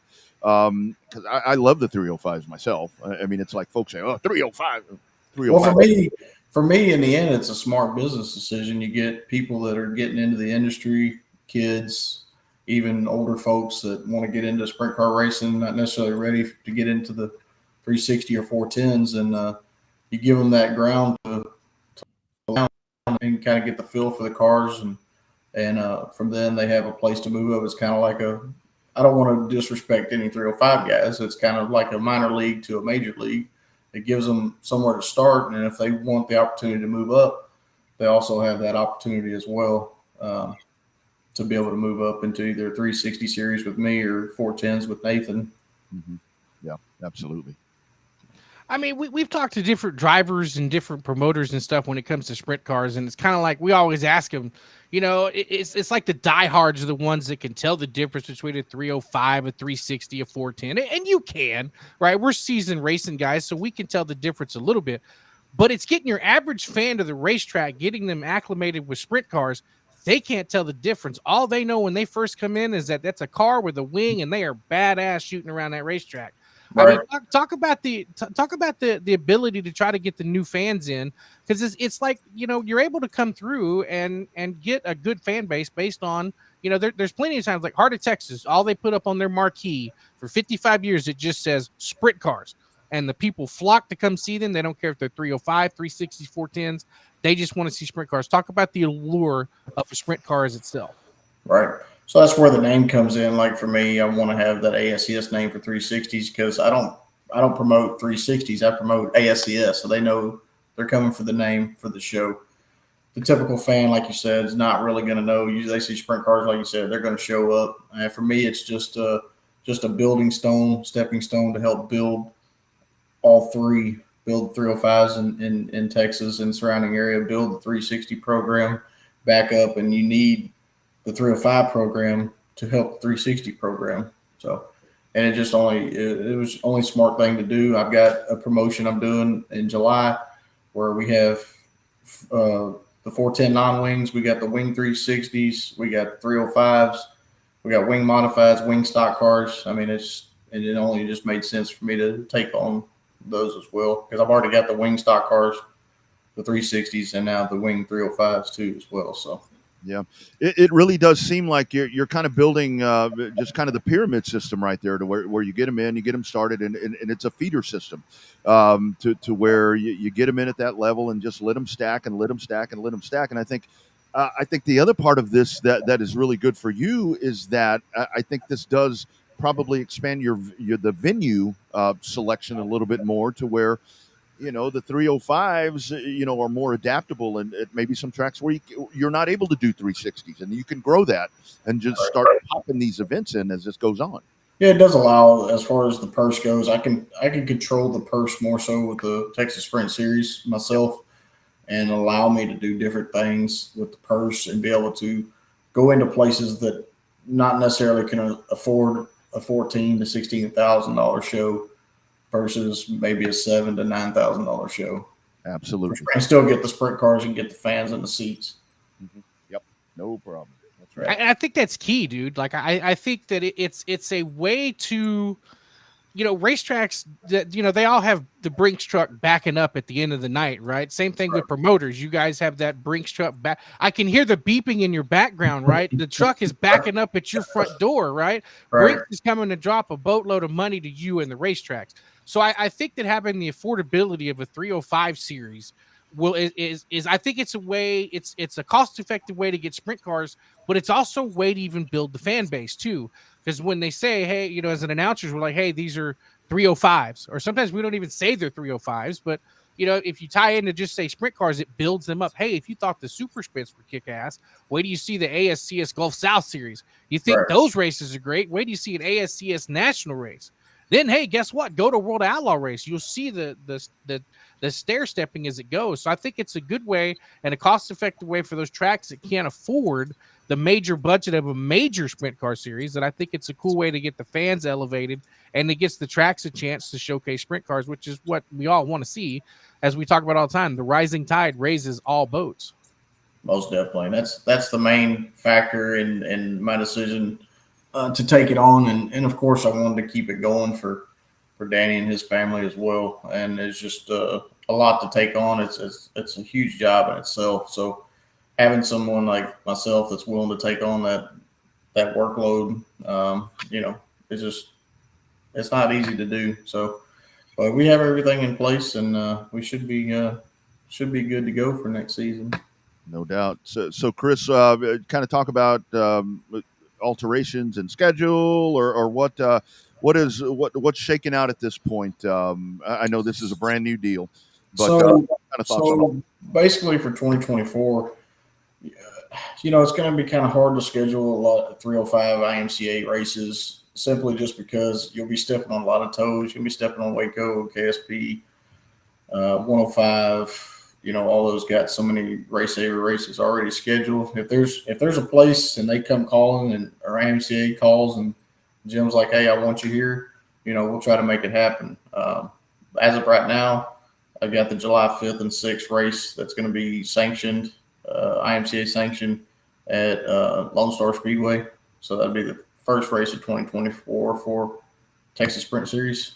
I'll work on a few other things. I have already been getting phone calls and text messages from different people wanting to race, and so we're trying to make it happen. But as of right now, we got those 2 races, and then if people have been paying attention, I'm putting together. We'll have an asphalt sprint car race at HMP Oval Track October 19th. Read my mind. I was going to say, I was fixing to talk about HMP too, but not necessarily the sprint cars. I was going to say, with all this extra stuff, we're not going to see you there at the Palace of Power. You've been coming in and kind of helping out behind the scenes there in Houston and kind of enjoying that pavement race and stuff. What's your take on all this happenings in Houston, especially that spectator racing they just did? Oh, man, I was there loving it. I have just as much passion for dirt and pavement. Me and Owen, we enjoy hanging out together and bumping ideas off of each other and just bullshitting and coming up with crazy ideas. And, I love it. Basically I get a pit pass and I show up and we help. We're out there on the 4-wheeler doing it. Whatever he asks us to do, we pretty much do it. And I bounced this idea off of him because I know Nathan tried it a few years back before COVID, and they were going to roll with that, and then it kind of fell through. And then I kind of had the idea and kind of reached out. Me and Owen talked, and he said, "Yeah, let's see what cars can, what kind of cars we can get as far as car count." And as soon as I started putting it out there, just not even on social media, just contacting people, calling people. We had a handful, 5 to 8 guys already saying, yeah, we'll be there. A handful of those guys have both. They have asphalt car and dirt car. So that was part of me pushing the Merrill family to go ahead and get this deal done. That way I could start promoting this asphalt stuff, mainly for this year, to get that race built up. And I'll focus on the 305 stuff for 2025. Towards the end of the season. But like I said, if anything comes in, people want us there, we'll go run 305 stuff as long as the schedule allows it for it. But right now, my main focus is those 2 dates in July, and then of course building that asphalt race as big as we can make it. Yeah, Chris, I think that's one with that. I think that because I've gotten that a lot, and I know when Gina was there at Houston, I mean, it was something that she really, I think she had talked to Kent Lewis Sr. at one point, and just to kind of figure out if there was a pulse there, if there was any thought to it. But I truly believe that is one that can, especially right now that it seems like at Houston, Crown Vics are coming back, legends are back. I mean, we're kind of trying to tie this stock car thing together. I think that it's something that's going to bring a lot of old school people back. To where it's like they want to see the sprint cars, like Bobby was talking about. Yeah, and that was the idea, and I hadn't seen him in a long time personally, and it was just really just like I said. And you've spent, both of you have spent plenty of time with Owen, and you know how his brain works. And when we start talking and spitballing stuff, we start coming up with these ideas that sound crazy at first, and then next week you have a big ass screen at your racetrack. So, yeah, so I think it'll be good for Houston. It'll be good for Texas. It'll be good for these guys that got these cars sitting in their shop that ain't being used, and it'll be, if anything, it'll be fun. I think my wife will kill me if I try to do anything else. Yeah. Talk about the support you get from Jessica, dude. Obviously, you got a lot going on your plate, but I see you guys going to WWE events. I mean, you got just a little bit of life outside of racing. Talk about how much support you get from Jessica. A lot of support, and what's funny is I haven't been to a baseball game this year. I think a couple of years ago I went to 50-something Astros games, and I haven't been one this year. And when I try to tell people, I was like, "This is a full-time job, and I don't get paid to do it." And I luckily, and I've said this before in every podcast, I'm blessed to have a job where I have an office job. I'm inside. I got comfortability, and I can do these things. I get my job done, and I'm able to do these things. And yeah, exactly. And she enjoys it, but I will say that this weekend, and this will tell you enough as it is, this weekend is my wedding anniversary, and we'll be a 3-day, Friday, Saturday, Sunday, we'll be at the racetrack. So, yeah. So, yeah. You think I would have learned my lesson growing up, seeing, my mom and my dad and everybody, but, That's kind of the way it works. I mean, it's one of those things. So speaking of that part, I do want to ask you this. So especially now that you're getting deeper and deeper and deeper, when we're talking, when I pull up the keyboard right there, usually I pull that up in a negative way. How do you balance all of that? Because it seems like everything that is a good idea, you're going to get the detractors. And I have always found that with the detractors, as long as it's more of a pleasant, it can be conversational, that you address some of that stuff. Right. How do you deal with that? Because a lot of folks in your position would get that input and they'd be like, "I'm done. I don't need to do this anymore." Yeah. So a lot of it. So my perspective in this whole deal has changed in the last year, more so than I could ever imagine. I've had to dial back my personality somewhat because I'm very, like, it's a passion. Like, these drivers, they're my drivers. This is my series. I want to protect it. I want to, support it and defend it. But I also have to remember, you can't always be that way. And I've had to dial it back in that aspect. And I've learned if you're going to do something, and you're going to tell people you're going to do it, in this day and age, everybody sees that. And if you don't do it, you're just going to get a lot of negativity. You start doing a bunch of things like I'm doing. People are like, "You can't do it. It's too much." Well, it's the reason I'm wearing this tonight, because it's what it is. It's me against everyone else. And there was a deal where, I was looking into doing a racetrack and everything else. And, that I got so busy doing other things, it kind of came as a negative deal. Like, "Hey, I thought you were going to try to open a racetrack and do all this and that." And I was like, the passion's still there. It's still something I want to do. But at this point, I had to put that aside because this came about and this is something that I care about. And you have to take the keyboard and put it aside sometimes and say, "Hey, just let them talk and just show them what you're going to do instead of tell them what you're going to do." And I just come out this weekend to Kilgore, and we'll show you what we're going to do. There it is right there. That's what I'm talking about. That's a hell of a soundbite right there. I like that. Package that up, you'd be like Cody Rhodes telling the end of the story, man. That's what that's going to be like right there. So what do you want to talk about? Let me talk to you. Yeah. Sure Jessica like that one. She's more of a Seth Rollins kind of lady, but oh hell. But yeah, so yeah, I mean, it's just trying to balance it, man. It's, you know, I get drivers sometimes will talk to me for an hour or 2 hours and say, hey, man, this is what you got to do. This is what we see. You know, this is the way I think you should handle it. And I think you're doing a great job, but also this is where you need to improve. And I get that a lot. And it's not a lot of negative stuff. It's just, we want you to succeed. Danny texted me earlier today. I want nothing but success for you for this series. I mean, it's been an outpouring of messages and phone calls, and there's some negativity in there, you know, but most of it's positive feedback, positive comments, positive calls. So it's all a process. People, as soon as you take over, people want something to happen that day. Oh, yeah. So, are we racing this weekend? Yeah. I was waiting for that. First race, Memorial Day weekend, right? So right, exactly. Yeah, that's exactly how it happened. So for now, Chris, obviously this is like I said, brand new, work in progress. Kind of, you talk about the 2 races, and obviously looking to 2025. Best place for folks to just kind of try to stay in touch with what's going on, and like you said, just kind of wait. I mean, this is a transition. So the thing is, where should folks do that? Yeah, I mean, right now for 2024, support your local tracks that are running 305s. 2025, I'm going to bust my butt as far as getting a points fund put together, get a good 305 series running in Texas, get as many tracks, as many races as we can put together, and basically just keep up to date on all social media. Walters Promotions, LLC.com, Texas Sprint Series Facebook page. I'm currently updating the Texas, the RaceTSS.com page for Texas Sprint Series. You can add me on Facebook, Chris Walters. My phone number is on everything. My wife hates that too. Yeah. Shoot me a text.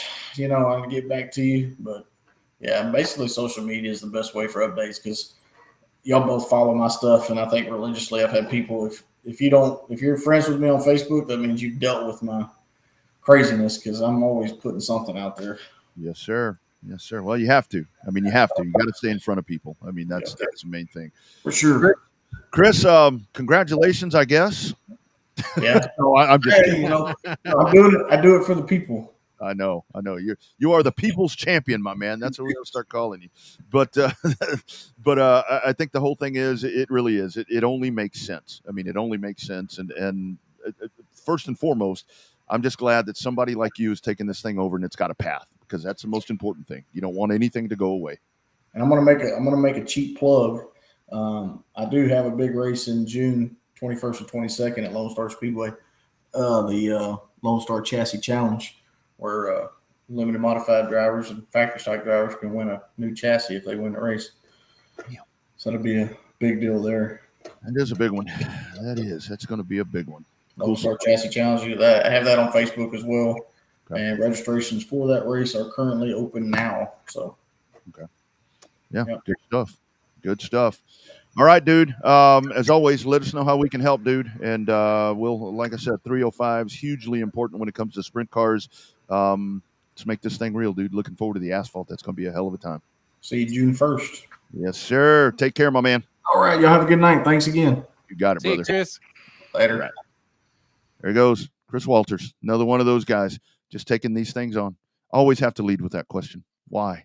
Yeah, every promoter, every time. What the hell were you thinking? Yeah, what are you doing? But it really is like he was talking about. It's just so important. I think with the 305s, because like we were talking about, you know, where sprint cars. That's it, sprint cars. And you do have you're going to have the racing folks that are like, okay, 360s, 410s, just sprint cars.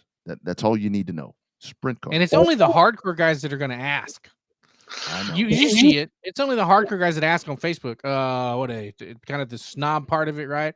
Is it 305s or is it 410s? Kind of deal. It's like, dude, it's a sprint car. Shut up and watch them race. Well, it's like, coming up for this weekend, out at the race ranch with the 2-day deal. Obviously, the Race Saver sprints, and I'm seeing, okay, which ones are they? I'm like, and if it's racing people asking, that's one thing. And they're usually the ones, because the folks that don't know are not going to ask it. So, anyway, I don't know. Sprint cars, that's great. It's a really cool thing. It's going to be. I like what he's doing there. I think it's in good hands. I think that's the most important part.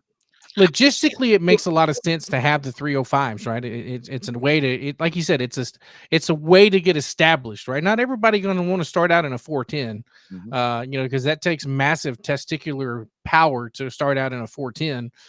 So you can kind of start out in a 305, and there's absolutely nothing wrong with that.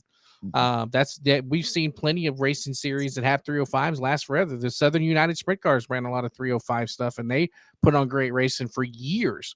So there's nothing wrong with a 305 sprint car. It is just one of those, it is what it is. It's no different than a 602 and a 604 crate race. That's it. That's it. Exactly That's right. the difference. That's exactly right with the late models. It's a good, and that I mean, that's the two, the late models and the sprint cars. I mean, that's it. Late model sprint cars. When it comes to gaining fans, getting audiences in, the late model sprint car. That's it. 4 words. Late model sprint car. 1, 2, 3, 4. That's all. That's all you need to know. All right, our NASCAR breakdown is coming up. But first, we'll just say that it's presented tonight by our friends over at Cotton Bowl Speedway, coming up June the 8th. Speaking of late models, how about that segue? The American Crate Late Model Series heads in the Southern division right there, and big things happening in the Northern division. I saw with Crate Racing USA coming aboard, so all of that there with RDC. So you've got that, but let's talk about June the 8th. And Dwarf Car Racing Series of Texas are going to be in. So that when you double stack them like this past weekend, we had the trucks and the what do we have? Stems. And the stems, yeah. So when you get 2 of them like that, and those late models on that place, that beautiful, fast, wide place, that I suspect that is going to be one hell of a late model race happening at CBS. Yeah, it really is. I wish I could be there, but we're racing that same night at Texana. But it's going to be great. I mean, they put on a great show at Texana on the 5/16 mile track. So the fact that, Cotton Bowl, it's so crazy when you just think that Cotton Bowl is only a 3/8 mile track. It reminds me so much of a great big old half mile. The way that it's shaped and the way that it's kind of laid out. But you guys, the guys that like the WFO Y flipping open, that's the place you want to be for some late model racing there, coming up on June 8th there at Cotton Bowl. Yeah, no doubt about it. That's going to be a great show. That is June the 8th. Put that down. Go check that out. Going to be a great night with the late models happening at the beautiful, very fast Cotton Bowl Speedway, one of the cool places. If you haven't been there and you're checking in from somewhere outside of Texas, be sure and get your eyeballs on that because it's a great place. And the facility is great as well. You need to visit that place. Bobby, I do want to talk about one thing before we get to the NASCAR. I know we keep teasing that, but people keep watching, so that's why not really doing that on purpose. But I've had questions because the schedule has come out for the next event at Houston, which is going to be on June the 1st. And like we talked about, Crown Vics are now being added in, which I think I contacted one person. When I was told about this a couple of weeks ago, I contacted one person. Can you guess who it was? You get one guess. I said, here's the cop guy from Houston. Mm-mm. Oh, closer to me. You stood on a car with him once. Oh, Mark. He said, "Let me go see what I got." So, I think that's a very good. I like this, and this is where we're seeing the shift. There was a conversation going on today where Mobile. You text me as well. Where Mobile is going to be altering some schedules and doing different things. Five Flags is not going to. At least I don't know, but I haven't heard any that they're going to do that. Five Flags doesn't have to. That's the difference when it comes to like a Mobile and Houston. I had folks reaching out. Well, why are the trucks and the modifieds not on the schedule? Well, the 4 trucks and the 5 modifieds that we had, I'm sorry. I mean, and that's full purse payouts, for whatever's there. And if somebody says, "Well, it was only 4 trucks," but you're saying full purse. But yeah, that's 1 through 4.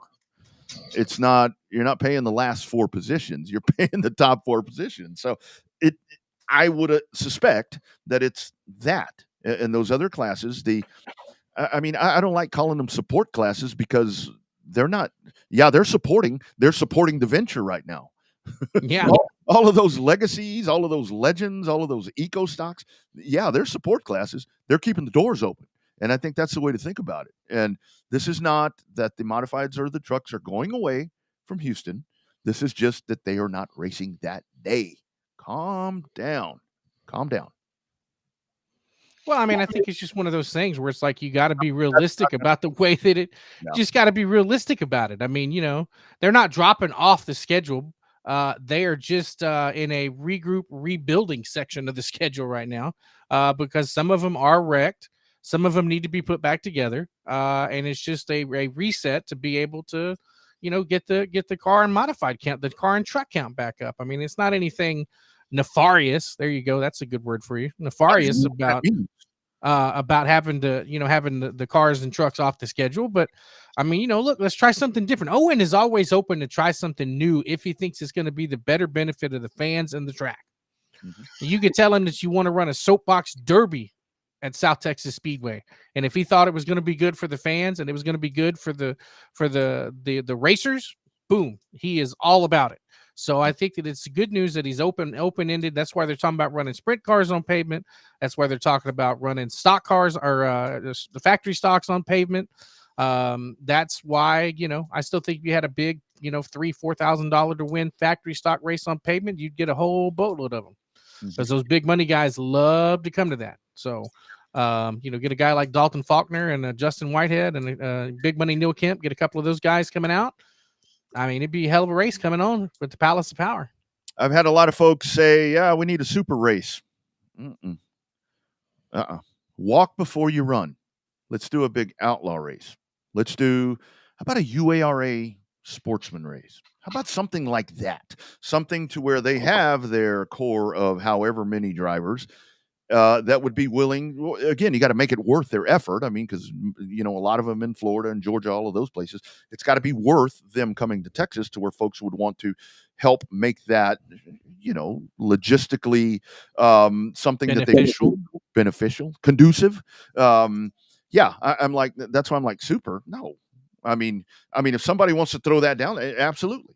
But I'm not. If they got an extra $40,000, call you, call me, call Owen, and you might be able to make that happen. That's what I'm talking about. It's like that. It's like, I mean, there was a truck race there. There was a truck race there that paid $10,000 to win, and we're not going to get into battles here about anything else. All I look at when I look at stuff like that is that it was $10,000 to win, and you had 16. And one out of towner. When and I talked to somebody the other day and they said, well, now we'd have 40. I'm like, from where? From where? I mean, there are 4 that will come from here.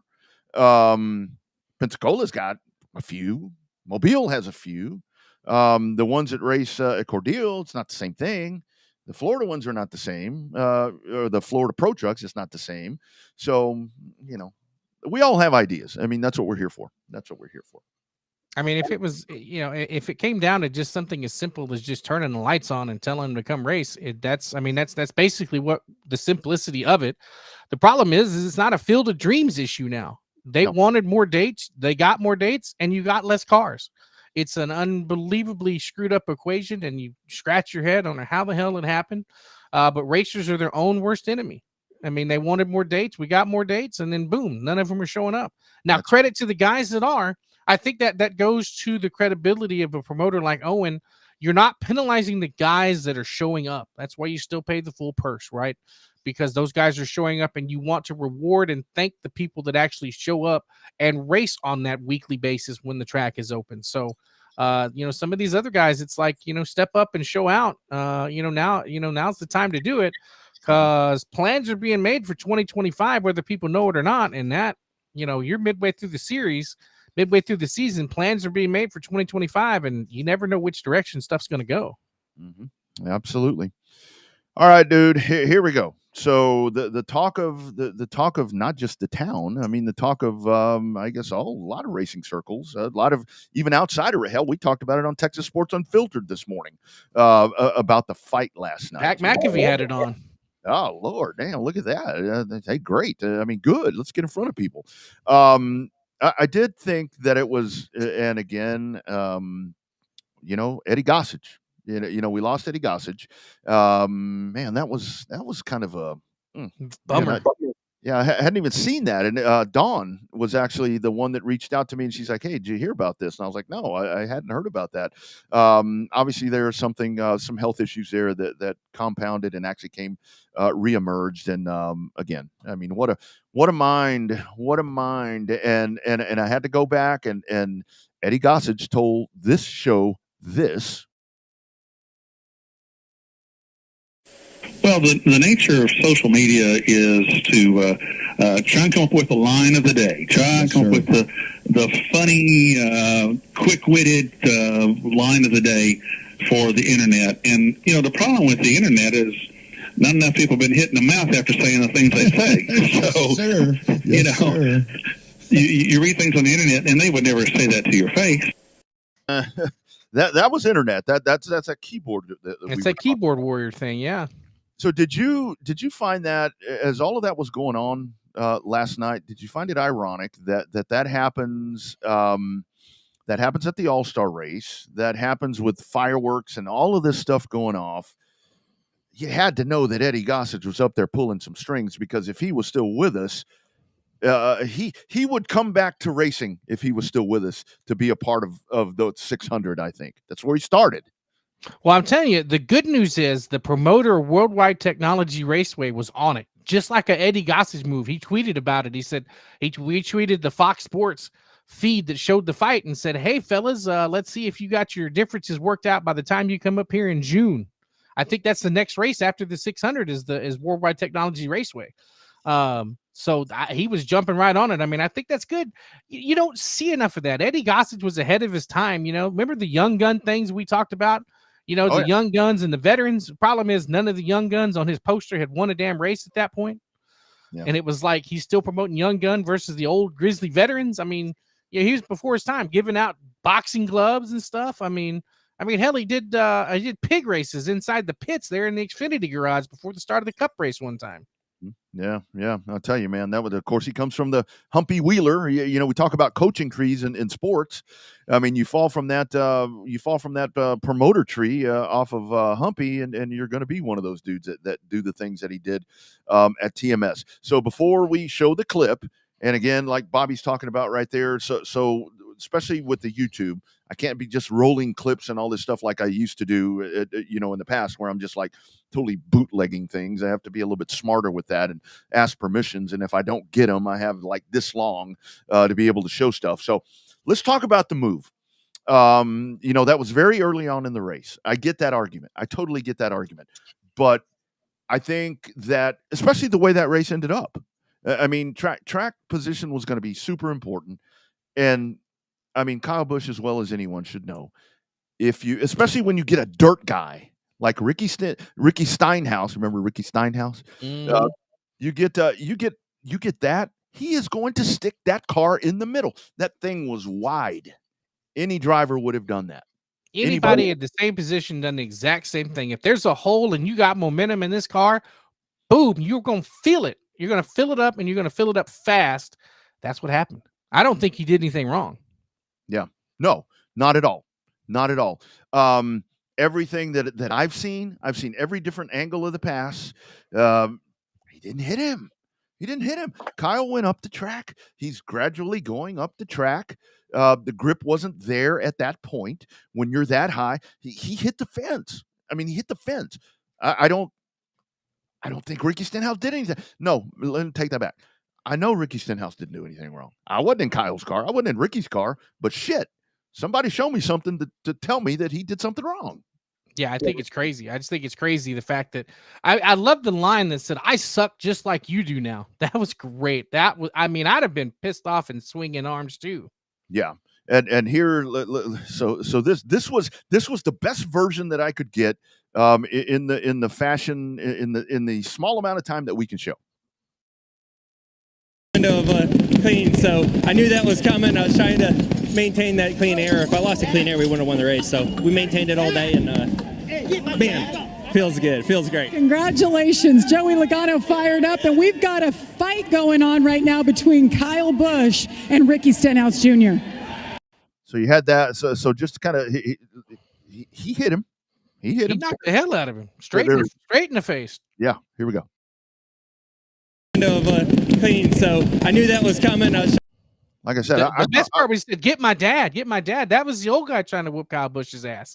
Yeah, and the whole with the crews shouldn't be involved. You guys, they're gonna step up and support their driver. I did like the guy that said, "Get off my trailer." You thought he was kind of being an a-hole about it, and then you realize what he was doing. Oh, that's right. Because what's the golden rule? Even at our level, the golden rule says you don't go to somebody else's pit and start a fight. Yeah. That's where I think that NASCAR is going to come down on some of these guys. I hope not, because that clip's been seen around the world, everywhere, up and down, and it brought more eyes to the All-Star race than the All-Star race itself the day after. So I hope like hell they don't go back and find anybody. I think that Stenhouse dads may be in trouble because he was over there kind of fighting this, what they did to Joey Logano's dad one time. I hope not, because it's and you talk about the black eye that Stenhouse gave Kyle Busch. This does not give a black eye to NASCAR. I think this is like one of those, the boys still have at it on occasion, don't they? And here's what I think is so cool about it. You mentioned it earlier in the show, is that so you have all of that, so people are intrigued now. People are intrigued. Memorial Day weekend coming up, you've got the whole Indy thing, and I think, like you were saying, you're going to have NASCAR fans that are going to hone into Indy because of Kyle Larson. Now with the 600, like you said, this car seems to race well on the 1.5 miles. So I think this is where you can really build that momentum, and then you go to WWT, and this is because we've seen it so many times to where, Bobby, it's like, let's say you would have had this that went down last night, the after effect, and with all the eyeballs on it, and then you went to race at, I don't know, some of the Martinsville races that we've seen, that where people tune in and it's like Dover. We'll go with Dover. Yeah. So I think I thought it was awful weird that when you go back and you watch it, where how Stenhouse is just like, when you watch the Jordan Bianchi one, where he's just kind of casually just sitting there waiting on him. Yeah. And it's like when he said, "Hold my watch." You know what? Hey, you back it up, and he sure as hell did. I mean, he did everything. I mean, just everything with that, parking the car in the pit stall. That was fantastic too. That was so great. That was really, and then really get the toolbox. Yeah. I'm sure he had nice things to say about their addresses to add to his Christmas card list. And I got to tell you, and it's not in that clip, but you can find a clip where Kyle Busch, he did the wrestling thing. So when he's falling down, he manages to pull that Goodyear tire like right in the way. Go back and watch it. You'll see him as he's falling. It's like that tire. He drops that tire in there when everything happens. But for the folks that are saying that the pit crew shouldn't be involved and all this, that, and the other, you people, you short track people I'm not going to say that you do the same things, and a lot. I mean, we see it in Texas. Well, it's the wives and the cousins in the grandstands that start getting into the fights and start stirring up shit in the pits. Exactly. I mean, you guys that say the crew shouldn't be involved, if you've been working on that car for however long you've been working on that car, and you get taken out after 2 laps and you're stuck in there and your driver's all pissed off, ready to kick somebody's ass, are you going to be sitting? Are you just going to go somewhere else and go? No, you're going to wait around to see what happens. Especially, I have 2 questions. I wonder if Ricky had a sip or 2 before that, and then I wonder what all he told the crew. I wonder what all he told the crew as he's like this. I mean, he probably just said, "I'm going to walk over there. I'm going to whoop Kyle Busch's ass," and the crew's like, "Okay, great." Then all of a sudden he walks over there and gets ready to do it, and the crew shows up, and I mean, his dad was in it. Like that was like his dad was in it deeper than some of the crew guys. Like, Yeah. But it was, I mean, it was great. I loved it. I mean, I thought it was great. Even, like I said, even people that like it was on like random Facebook pages, right? Like you get like just random Facebook pages now that pop up due to algorithms and all kind of stuff like that. And it's like, boom, here it is. We hate pop country. NASCAR drivers get into it. Not that Joey Logano won the All-Star race. It's that two drivers tried to beat each other's ass. Like, or I guess one guy tried to beat another guy's ass, not the other way around. Yeah, here it is. Of clean, so I knew that was coming. I was trying to maintain that clean air. If I lost it, Joey Logano. Oh yeah, car ran great. Trying to maintain all that clean air, and you had all that stuff going on. Man. Wonder who the guy is in the green shirt. Let's see. Of clean, so I knew that was coming. I was trying to maintain that clean air. If I lost the clean air, we wouldn't have won the race. So we maintained it all day, and man, feels good. Feels great. Congratulations, Joey Logano fired up, and we've got a fight going on right now between. And I thought it was, just the way Ricky Stenhouse was dressed. Was he in jams? I think so. And you know what's ironic too? His hauler was right next to the NASCAR hauler. Yeah. When they went back in and Jamie Little interviewed him at the end of the night, I was like, oh, he's going to be called the NASCAR hauler. Oh, wait a minute. That's next to his hauler. How ironic. Yeah. It's one of those moments, like you said. I mean, they're going to play this over. And I saw some folks beating up the sanctioning body last night where it's like they tweeted it out. They're like, hey, watch this. Of clean, so I knew that was coming. I was trying to.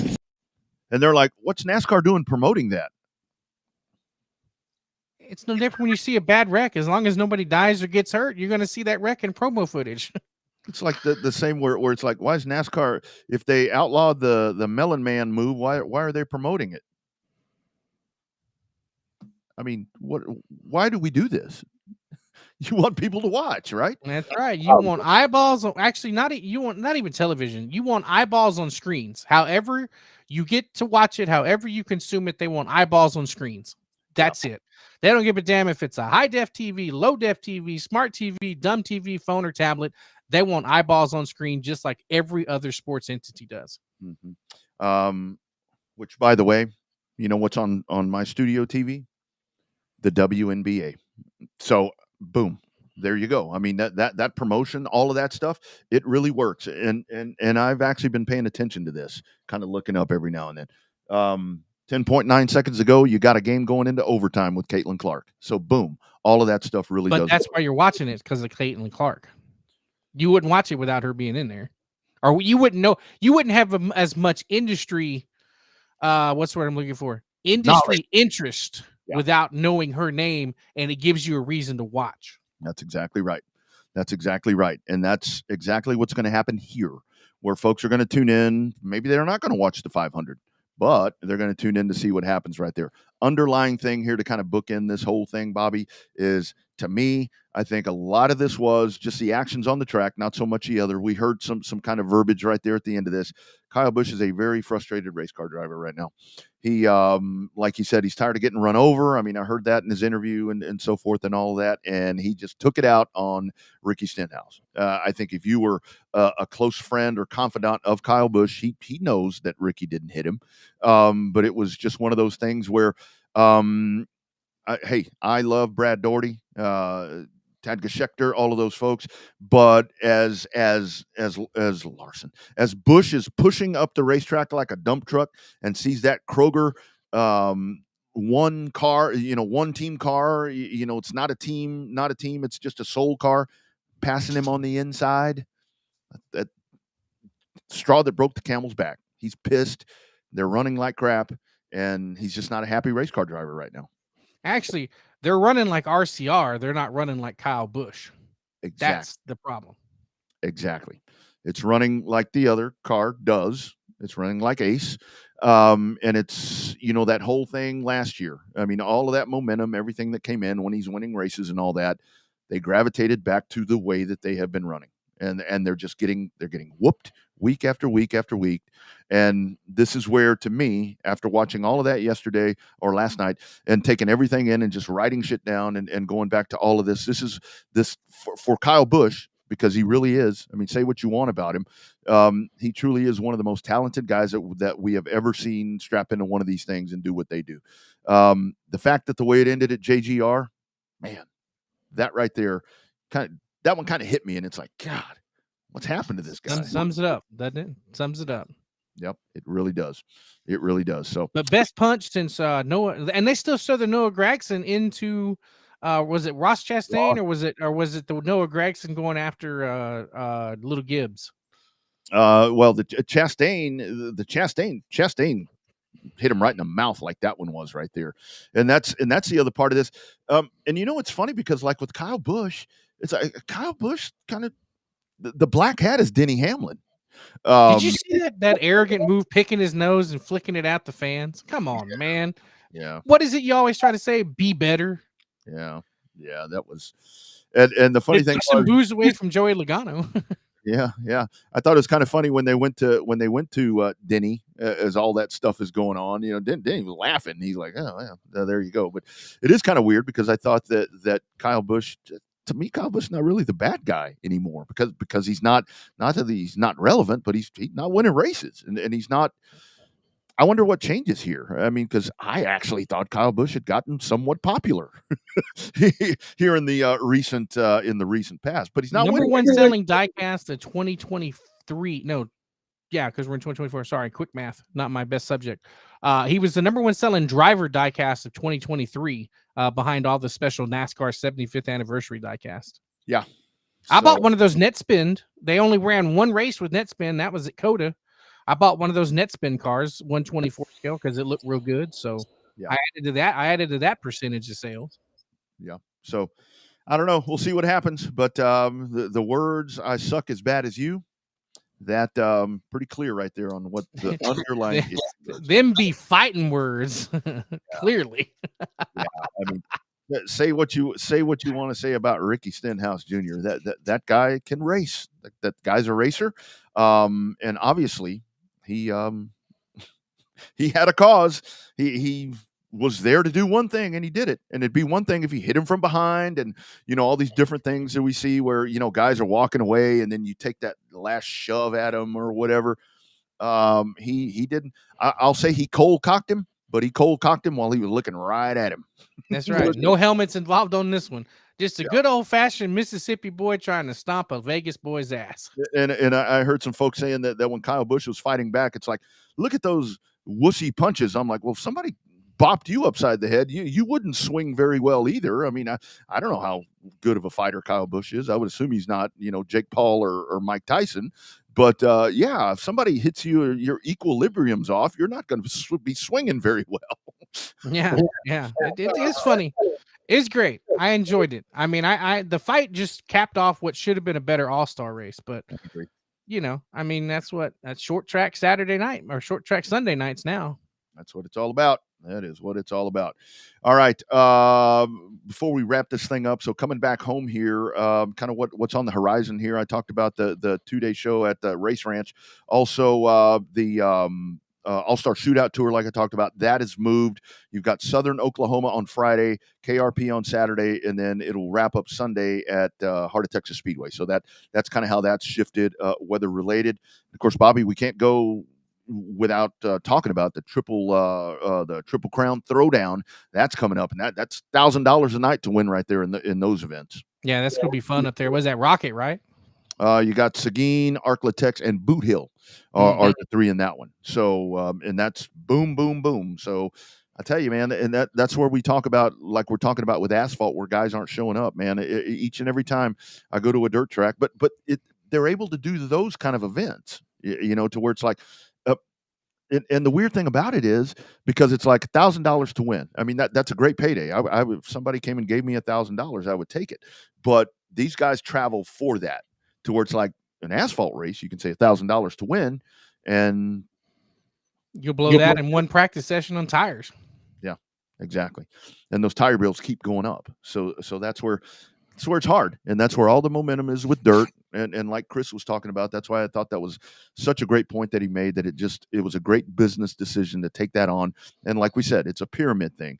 It's kind of like when you buy into Amway, what he's doing. Yep, let me get you in at the 305s, and I'll take you here. If you don't like that, I'll take you over to the wing stock cars. So very good move right there for our man. Very smart. Yeah, really good idea. Chris is one of the good dudes, unsung hero, if you will, behind the scenes. So if you didn't know the name before, you're going to know the name coming up here in the next couple of years. Absolutely. And we will push that out. Also we'll talk about that next week. Southern Super Series back racing at Hickory. We can touch on that. I did get a message from Tommy Grimes, stuck at work. So that's, again, and he can't do that from work.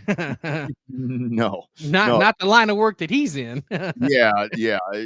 With the line of work that he's in, he can't just jump on a phone and be like, "Yeah, man, that truck ran great." Borlas and Ramos were coming. Yeah. You can't just do that in his line of paying the bill stuff. Yeah.